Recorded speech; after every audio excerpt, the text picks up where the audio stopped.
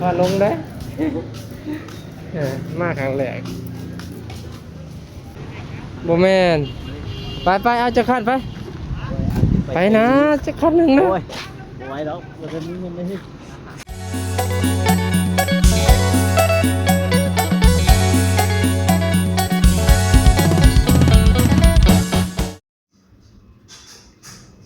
กราบทักทายสวัสดีพ่อแม่พี่น้องเบิร์ดสุขุสุคนเนาะวันนี้เป็นตอนเสาร์ของวันที่26พี่น้องอยู่เมืองเซโนแขวงสะวรรณเขตเนาะตอนนี้ก็ทีมงานก็แรงสีไปกินข้าวพี่น้องหรือว่าตื่นไปย่างเลาะตลาดแล้วตอนนี้กำลังพาบาดเจ็บอยู่เนาะเป็นยังอาบน้ำพี่น้องเนาะทีมงานก็ว่าสิพากันออกไปเลาะพี่น้องไปเบิ่งบรรยากาศอยู่เมืองเซโนตอนเช้าพี่น้องเนาะแต่ว่าบ่าวนงเพิ่นกับบ่าวโกเพิ่นกำลังเสกรถเสกลานอยู่เราสิลองไปถามเพิ่นเบิ่งเพิ่นเป็นจะได้รถลานบ่ขี่มาว่านี่ก็โอ้พี่น้องเอ้ยนักหน่วงแห่งคุ้มหลายโพดมีแต่สู่อย่างเดียวเอาบ่ได้ก็เติงจนได้บินพี่น้องเอ้ยรถไอ้นงมันต่างกันกับรถไอ้เตียงเพราะว่าไอ้เตียงแล้วมันอัปเกรดอีหยังหลายๆอย่างเนาะตัดซื้อมาครับ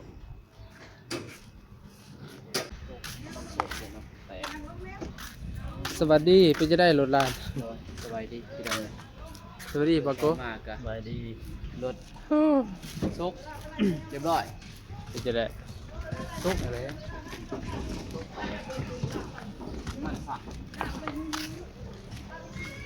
น้ำมันบ่เหลือคุ้มแห้งหลายโอ้คุ้มโดดคุ้มเลยพี่น้องจนอันนี้จนหมดเลย ครูเนาะจำว่าจะว่าจำได้เนาะ บ่เหลือดอกโดดความสูงจนบินเลย จะทูได้นี่เบื้องระยะห่างนี่10 ป้ายเส้นนี่ยังทูพี่เนาะ 10 ป่ายสู้กันจน อยู่ในนี่เกือบ20พุ่นนี่คือตัวนี้ 15เส้น น้ำมันซกเนาะผิดออกเพราะว่าตูดคุมนี่คะแนนแต่ว่ายางบ่เป็นหยังไอ้น้องเพิ่นเช็ครถเช็คลากตอนนี้ยังพาบาดเจ็บอยู่บาโกก็โทรมาแต่เช้าบ่จันก็บ่เคยรับปานใดเมื่อคืนนี้โอ้พี่น้องเอ้ยบรรยากาศอยู่เซโนตอนเช้าก็ประมาณนี้เลยพี่น้องโอ้ถนนหนทางบ้านเพิ่นสะอาดงามตาดีเด้อ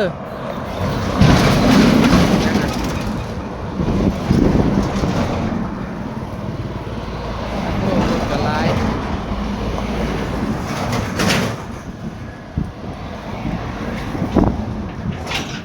พูนเดี๋ยวบ้านเพิ่นเมืองเพิ่นคักแท้ครั้งแรกในชีวิตเนาะที่ได้มาเซโนก็เจริญเนาะเนาะเจริญหลายคักย่างลีนโอ้เขาจะมาโบกกินข้าวกินน้ำติบ่ไหนน้องนะ รถ โบกรถวะบ่เดินไปอยู่ปากซี่โอ้แลนรถ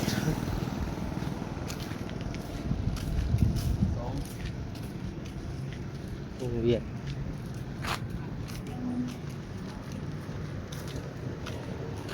มันเจ็บเลย นี่ห้องแล้วร่างอาติบอกคงพินจะยาวแม่จะยาวออกมากกันเลยว่ะ กำลังอาบน้ำ แม่ วงเวียนวันนี้มีนวด โมงนี้มีไฟแดงเด้อพี่น้อง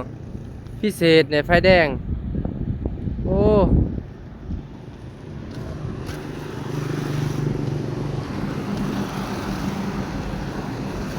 คัก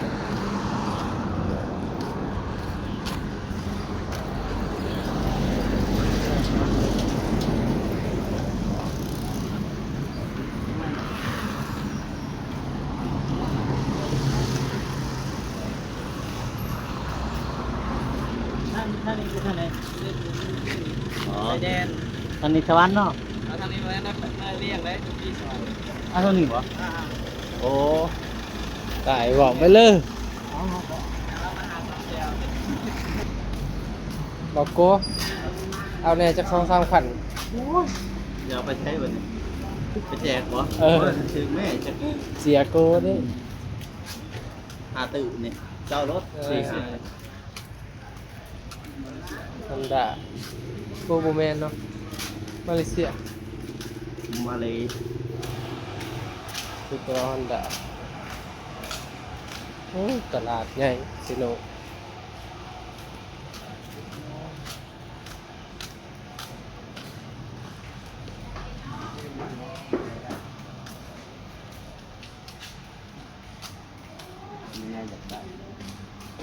ยังรอเล่นเถอะ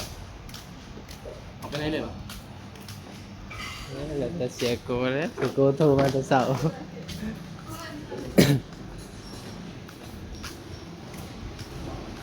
ไป จะโม่ย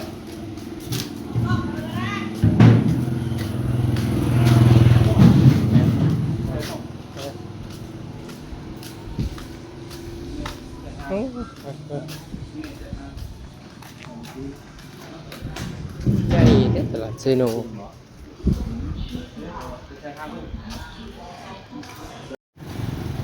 ประธานโกเพิ่นผ้ามาอย่าผ้าลงได้ ผ่านทั่ว ผ้าทั่วเอา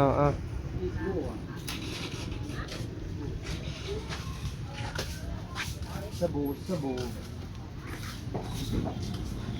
บู่อาบสบู่ล้างหน้า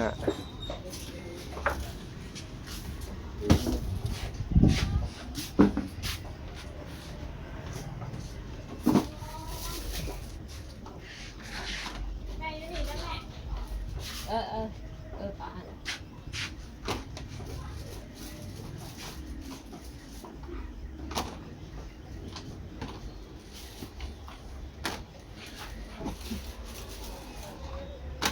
ล้างหน้าเอาเป็นโฟมเอาเนาะ ฮะ ให้สบายส เล่น บู่ โบราณ อันหมดดีเนาะโอ้เป็นยางมายังเอา ปัจจุบัน เอ่อ คือบ้านเฮา ใช่แหละ มันบ่คือผ้า เอาเลย อัน เออ เดี๋ยวดู เอาอะไร แม่พัดโกโอ้เสียสละเลยบ่ มาแล้วหน่อยก็นี่เลย เลือกเอาจะเอาคือกันดอกครับนี่แหละ แบบมีหน่อยมีหมด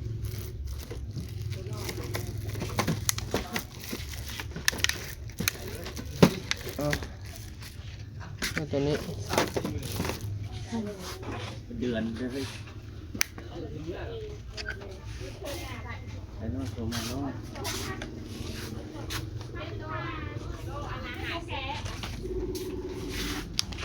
โอ้แล้ว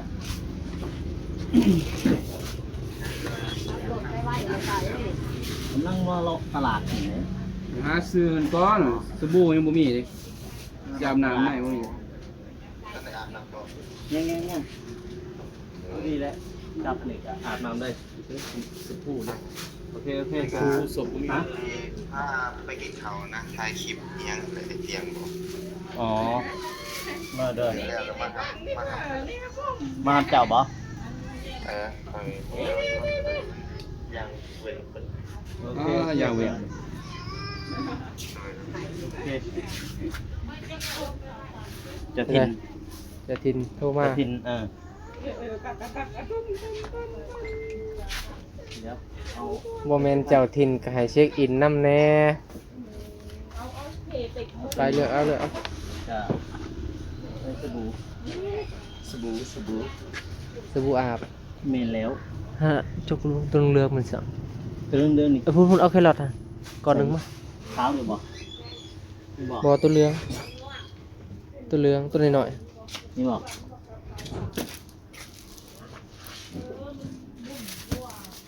ไฟเป็นอันอยู่ มันจะแมนที่พาไปที่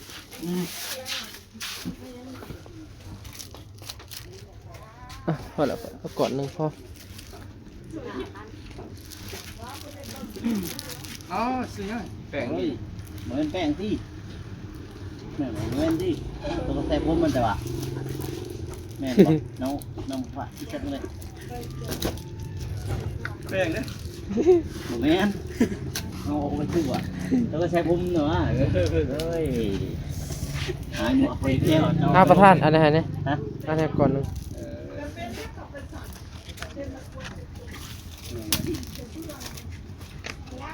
ผัดโก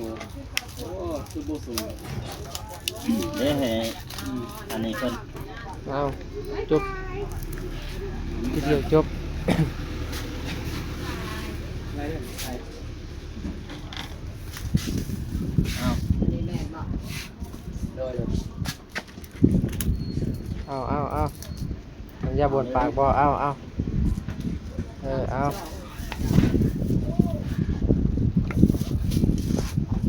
ได้ตัวนี้ดอกตัวนี้หน่อย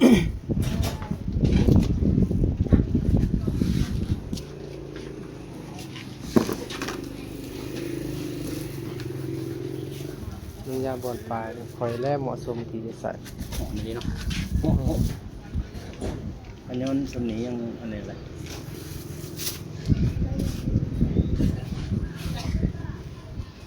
เนี่ยแหละสมใส่ เราหาพัน ขอจ่ายบางบาทหนึงเฮ็ดบ่ได้ถือขึ้นมา ไฟกระเป๋ามันแต่ว่ามีเงินเดือน อ้าวอีหลีนี่เด้มีแต่ซ้ำนี่ฮะ 500 แม่อ้าวกระเป๋าก็เอาไว้อุปกรณ์แล้วบ่ได้ใส่เงิน เรา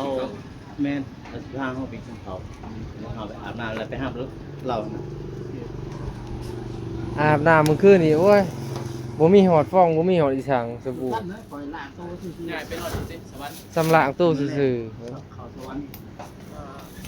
ยังมาทันหอดได้สวรรค์ครับ ๆพี่น้อง เมนูเลย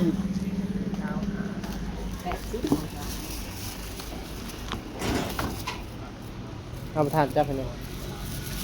โอ้โห ใจ ขอบคุณหลายครับไป ไปเกียมอ่ะ รอตลาดได้หยังค่อยทูแถวแล้วก็สบู่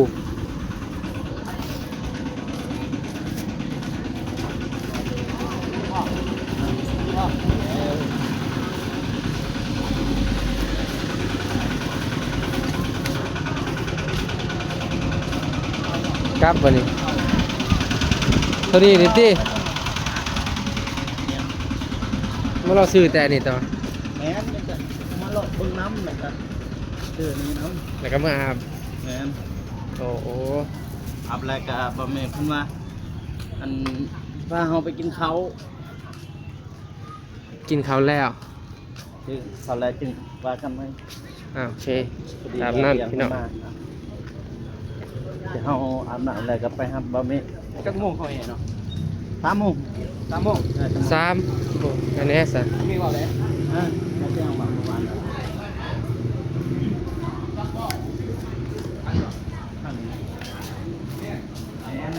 ไปปล่อยพาลงได้มาครั้งแรก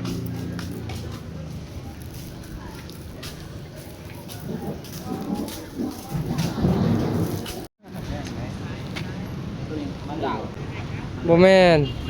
ไปเอาจะคันไปไปนะจะคันหนึ่งนะ โอ้ยบ่ไหวแล้วเราจะมีเงินได้ที่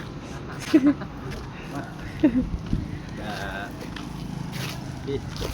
นะตายได้เลยสบายดีครับเนาะ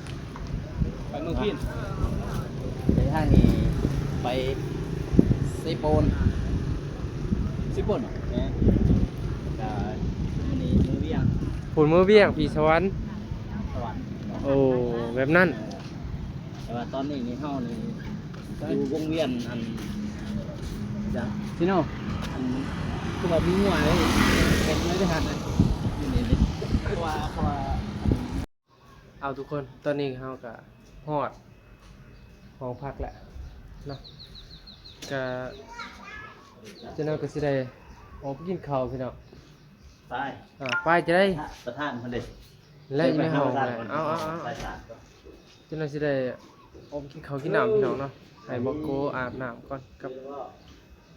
อันนั้นน่ะไอ้อานุ่งจังสิพอก็จะพูดแล้วพี่น้องเลยเนาะแต่ว่าไปแห่ไปอันนั้นหมอบพระไตรเห็นแม่นไตรปิฎกเห็นแม่นพุ่นเด้อตอนแรงพี่น้องเนาะแต่ว่าทีมงานก็สิได้ไปกินข้าวกินน้ำก่อนพี่น้องจังสิได้เดินทางอาบน้ำอาบหยังเรียบร้อยเพราะว่าเมื่อกี้นี่ได้ไปตลาดแล้วก็ไปซื้ออันนี้เพราะว่าอยู่ห้องมันบ่มีพี่น้องมีก็มันเฮาบ่เคยใช้แหละพี่น้องบ่เคยใช้แล้วมันบ่ชิน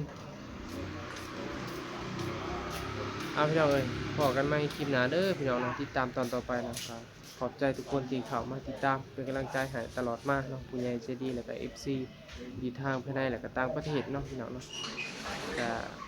ก็จะได้ก็อย่าลืมเนาะเป็นกำลังใจให้คือเก่า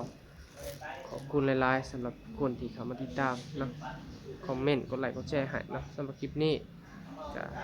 ขอลาไปก่อนพี่น้องพอกันใหม่คลิปหน้าสวัสดีเด้อ